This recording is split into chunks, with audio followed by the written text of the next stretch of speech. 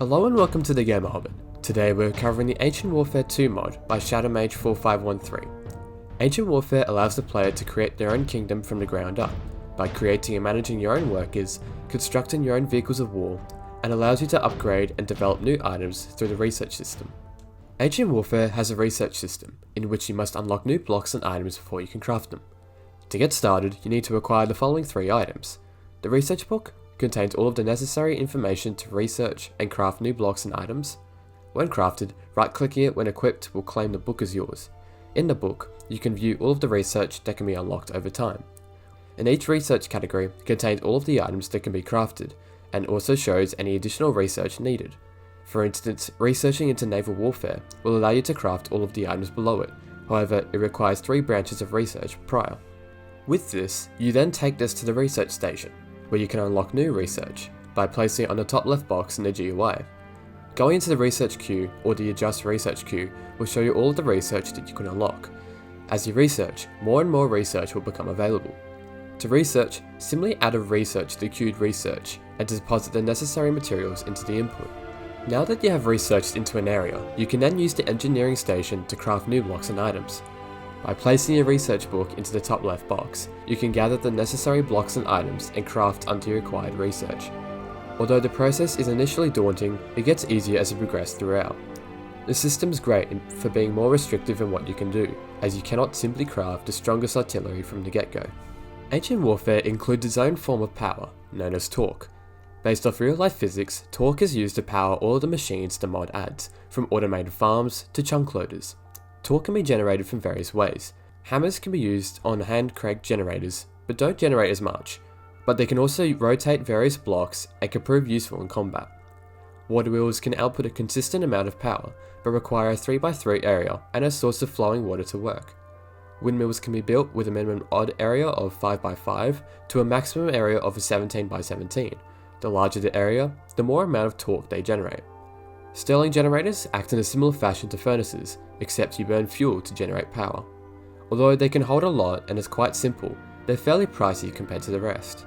With these, you can then utilize torque shafts, junctions, distributors, and flywheel storages to transfer and hold torque, which can be upgraded as you research better technologies.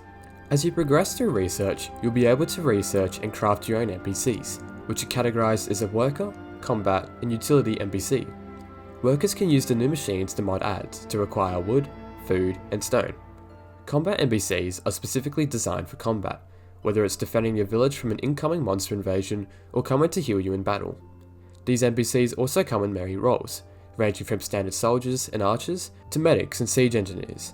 Utility workers carry out more general roles, from traders, couriers, priests, and bards.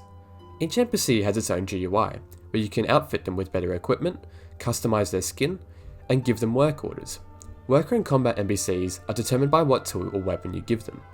Giving a worker an axe, for instance, will make them a lumberjack, whilst handing a combat NPC the same axe will make them a medic. The quality of the tool or piece of gear also determines how effective or strong they are in their role, with higher tier tools making them work faster and deal more damage. For an NPC to perform their role, they must have a supply of food. Upkeep orders can be used to assign a designated inventory block where the worker can acquire their food from. To use them, assign an inventory block by pressing Z whilst looking at it, and place the order in the upkeep order slot. Town halls behave in a similar fashion to upkeep orders, except it affects all NPCs in a certain radius, and NPCs directly take food from it. It also displays any dead NPCs within its radius, allowing you to resurrect them with priests or remove their names from the list. And finally, command batons can be used to command individual and groups of combat NPCs to perform various actions, including guarding and attacking targets, mounted on horseback, or establish a new home point. Not only does Ancient Warfare allow you to craft your own NPCs, but you can also fight and trade with factions, which are scattered throughout your world. Factions are categorized into 2 groups. Civilized factions are civilizations that can generate walled and unwalled towns, and are usually well defended. Tribal factions don't generate walled or unwalled towns, and in most cases do not have defences. 16 factions can be discovered, with each one having a mixture of mobs to encounter. Each faction takes residence in various structures and within specific biomes, so you won't be bound to find a group of pirates in the middle of a snowy tundra.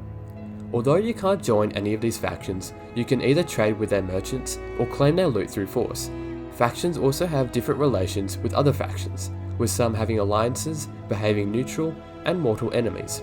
Although you can't interact with them too much, having these factions can really make your world feel alive. If you ever felt like conquering other factions' territory, or just improve your settlement, then it's probably best to create some siege vehicles. These vehicles can help protect your base from the many enemies, assist you in taking over a fort, or can allow you to travel items at great distances. Once researched into the right areas, you can then craft them. They will take a short moment to set up when placed, but can be used at free will afterwards. Shift right clicking on them will allow you to either load them with ammunition or items, outfit them with extra protection, or upgrade them. They can prove a bit annoying when aiming, but they're definitely fun to use. With all these features Ancient Warfare adds, it also adds in some extra features that complement the mod. Warehouses are a multi-block storage unit, allowing you to store and take out blocks. Survival and creative players can use the new structure tools to help create structures or shape the terrain. And finally, 5 new weapon types can be crafted, adding in some much needed weapon diversity. Overall, Ancient Warfare is a great settlement building mod, adding in a realistic form of progression, assign and manage a variety of NPC workers, and explore and conquer the various structures with your army, and by adding in extra sources of automation to your world. For such a large mod, most of the content added is relatively consistent. The skins and models on most NPCs, blocks, and the siege weapons look awesome, and although there is a lot of structures that are added, they not only do affect your performance a bit, but some also need to be worked on, and some of the interfaces are a bit intimidating at first. If you ever wanted to build up your own nation from the ground up, or sought to create a proper faction server with your friends, then this is the mod for the job. Thanks to ShadowMage4513 for making such a large and well thought out mod, and link to download it is in the description below. And that is the end of today's video. If you want to see a mod get showcased, then drop a comment and suggest it, and maybe it'll be featured in a future video. Thanks for watching everyone, and have a good day.